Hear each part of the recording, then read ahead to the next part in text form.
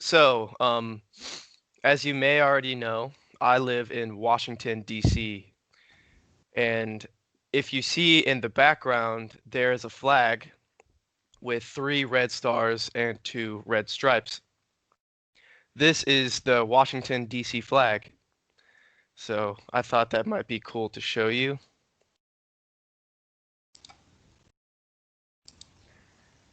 Oh.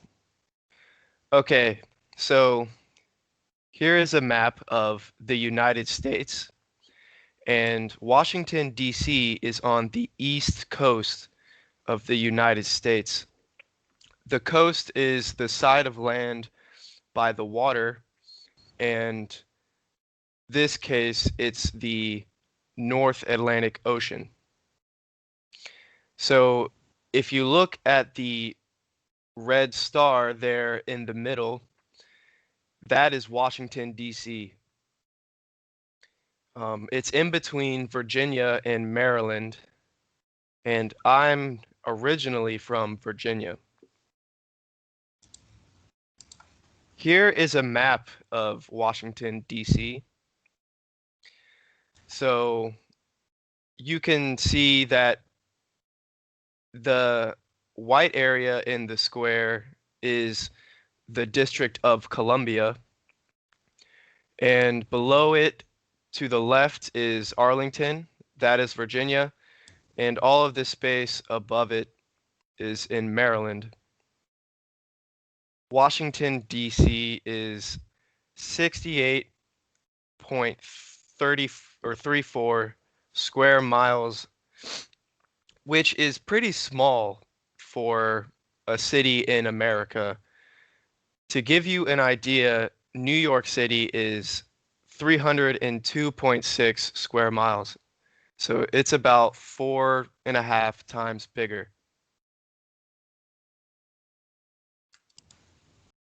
So you may already be familiar with this picture, but this is the White House. It's very well known. A lot of people think of the White House when they think of Washington, D.C. This is where the president lives, and we just got a new president, so he'll be moving in there shortly. This is a picture of the National Mall. We are going to be talking about the National Mall a lot today. This is where all of the historical monuments, government buildings, and museums are. Can you see my cursor? Yes, yes. Yes. So where I'm circling here, that is the White House. So this is where we started with the last picture, and I'm going to go through some of the other buildings here and in more detail. So we'll talk about them now. So this is a photo of the National Mall from the air. And we're going to come back to this photo later, and we will be able to identify some of these buildings.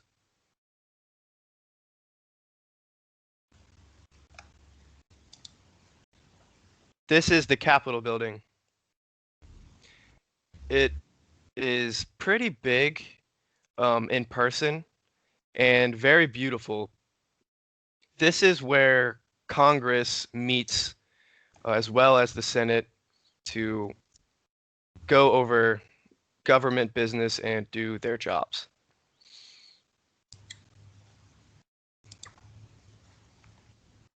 This photo is of the Washington Monument. This photo was actually taken by my mom, and it looks very beautiful, and it was a nice day. So George Washington was the first president of the United States, and this is a monument built in his honor. It is the world's tallest obelisk.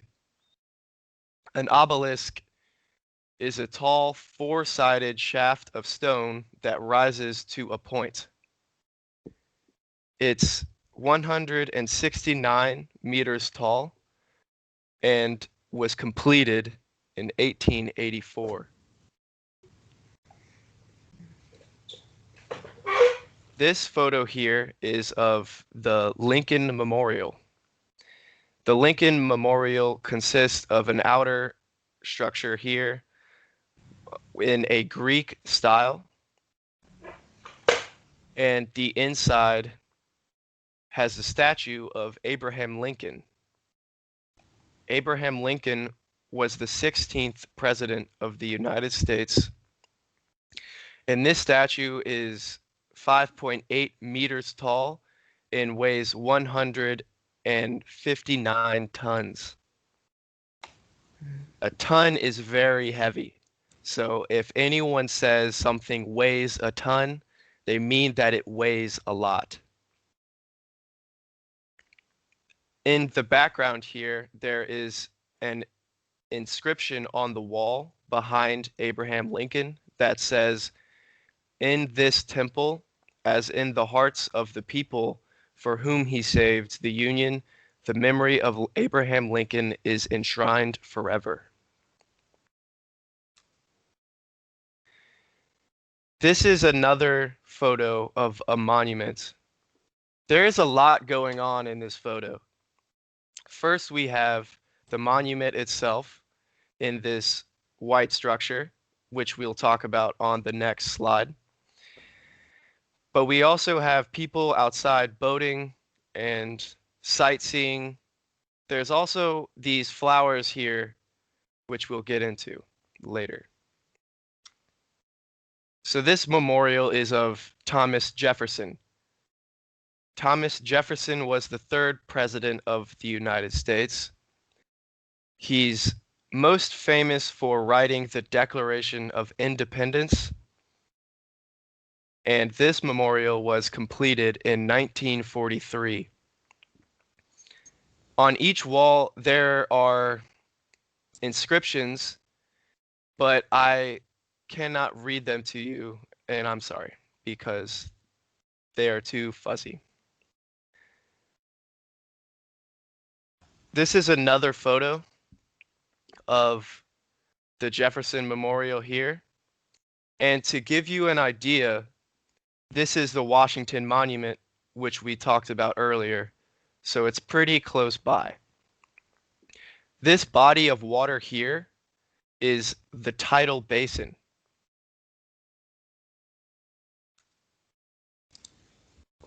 Okay, so we're back at the picture of the National Mall.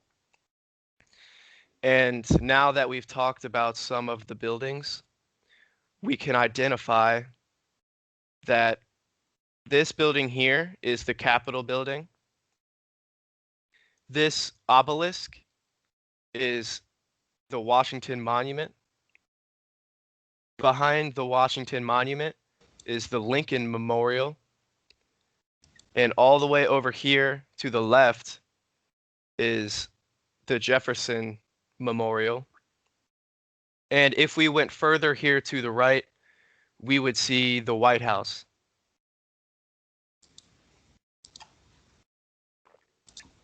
So if you ever come to Washington, D.C. and visit the National Mall, you will see that all of these buildings next to the lawn here, these are all museums. Most of them are Smithsonian museums, and a lot of them are free to enter. There are many subjects covered by these museums, such as art, history, science, anything that you can think of. I would recommend visiting some of the museums if you ever come to Washington, D.C.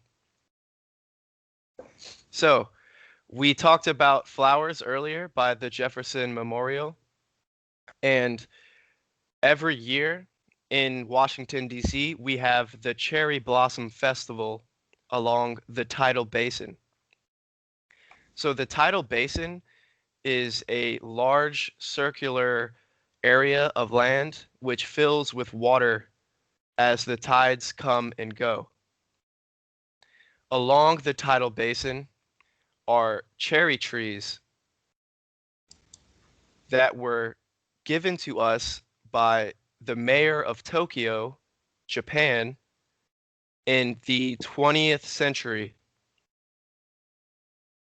Every year at around late March and early April, we celebrate the blossoming of the cherry trees. It's very, very beautiful, as you can see in the two photos, and it attracts tourists from all over America and maybe even the world.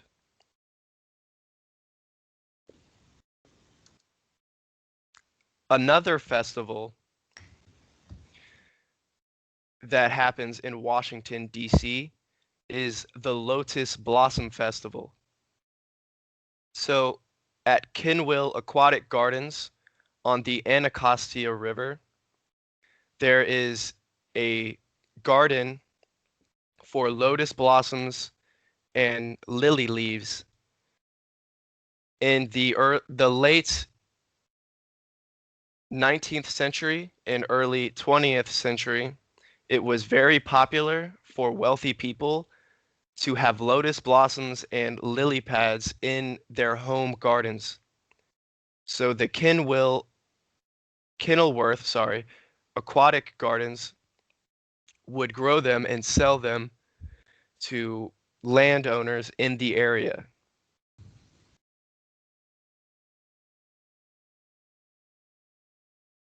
Here is a photo of my family at the Kenilworth Aquatic Gardens.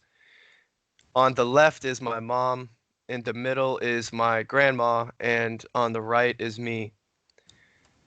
This was not at the Lotus Blossom Festival.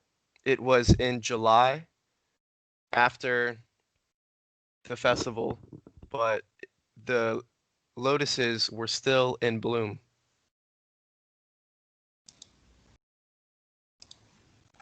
So now we will talk about the Potomac River. The Potomac River is a large body of water that flows right past Washington, D.C. In the background here, these are buildings from the city, and in the foreground here, we have someone boating on the river. So the Potomac River is home to much recreation for people in the area. The name the Potomac River comes from an Algonquin name, which was POTOMAC. Algonquin is an American indigenous language spoken by the Powhatan people of Tidewater, Virginia. Many Native Americans spoke Algonquin all over the East Coast and even in the area we now call Canada.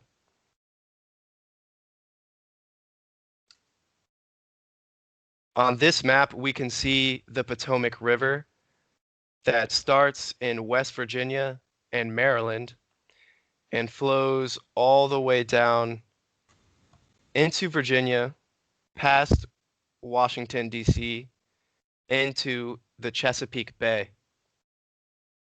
So here by Washington, D.C., we see the Anacostia River, where the Kenilworth Aquatic Gardens are.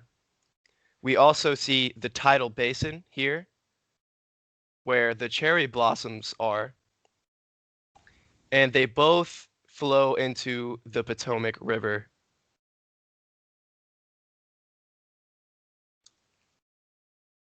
So, I live in Washington, D.C., but I don't have a car. And in America, most people drive to get around. So you might wonder how I get around the city and what transportation I might use. So this is a photo of Union Station. Union Station is a train station and bus station. It opened in 1907, and you can take a train or a bus here to go out of city and even out of state. This is a photo of the interior of Union Station, and as you can see, it's very beautiful and quite large. Perhaps the most common way to get around the city is to use the Washington Metro, named Metro Rail. The Washington Metro opened in 1976, and it consists of 6 different lines, all assigned a color. So there's a red line, a green line, a yellow line, orange line, silver, and blue. All lines connect and run by the National Mall. The one that I use the most is the red line, as well as the green and yellow line. It's relatively cheap to use, and it's a great way to get around the city. So an interesting fact, at the Wheaton Station escalator, at the northern end of the Red Line in Maryland, it's the longest escalator in the Western world at 230 feet. The Washington, D.C. area, as well as the metropolitan area, consisting of surrounding states and cities, is actually full of very large escalators. It's a sight to see. So, Northeast DC. When I first moved to DC, I lived on 3rd Street Northeast. I lived in an area called Edgewood. Edgewood is the area in red here on the map. This black line here is Rhode Island Avenue, and it was the largest street by my house. This is an example of the types of houses that are in Edgewood. I lived in a house that looked similar to this gray one here. These houses are row houses because they're lined up in a row. They're right next to each other.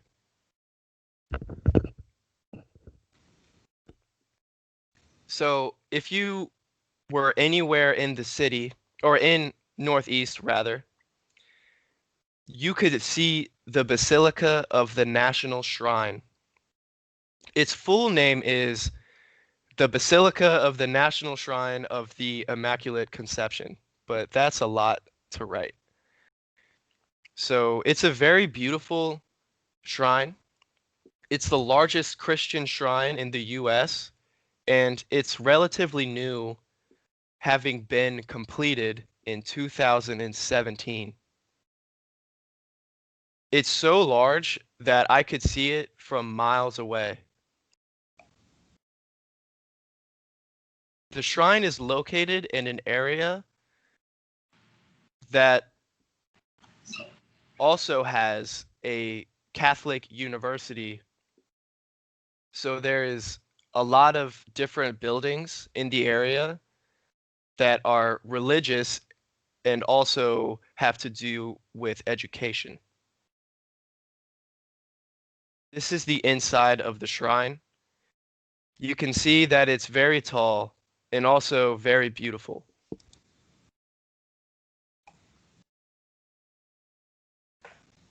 So, I've lived in Washington, D.C. for 2 years. The first year I lived in Northeast, like we just talked about, but now I live in Northwest. In Northwest, there is Chinatown, and Chinatown is a cool place to go. This is a picture of the Friendship Archway that is at the front of Chinatown. So if you see this in the city, you know that you are about to enter Chinatown. Historically, Chinatown has moved. It used to be by the Federal Triangle, closer to the National Mall, but now it's by H Street, still close to the National Mall, but a little farther away. At its start, Chinatown was home to over 1,000 Chinese immigrants, but that number is smaller now. They must have moved away. In Chinatown, there is a lot of really good restaurants and stores that are of that they're Asian stores or restaurants, so Thai restaurants, Chinese restaurants, Japanese, Mongolian, pretty much anything you can think of, and all the food's very good. Also in Northwest is the National Cathedral. It's the third largest church in the US, and it took a very long time to build. Starting in 1907 and was not completed until 1999, so almost 100 years. But I would say their work paid off because it looks very beautiful and is very large. The structure reminds me of Notre Dame in Paris, France. My favorite place to go in Northwest DC is Rock Creek Park. Rock Creek Park was created in 1890 by the Forest Administration. And you can see here the welcome sign, and it's protected by the National Park Service and the U.S. Department of Interior. And it has many trails and paths to go hiking or even ride your bike or go running. And there's areas to exercise, which I like when I visit. Also in Rock Creek Park, there is a historical area. The photo on the left is a photo of a mill. So farmers used to live here and they would use the stream here to as a power source to mill their grain. Around the historic area, there are many benches and picnic areas to cook and eat with family and friends. So the neighborhood I live in now is called Manor Park. It's the red area on the map. So right here, the area that I'm circling is Rock Creek Park. So I live pretty close to Rock Creek Park. It's about a mile away. I can ride my bike there in 10 minutes, so I visit there pretty often. Questions? So do you have any questions for me about Washington, D.C.?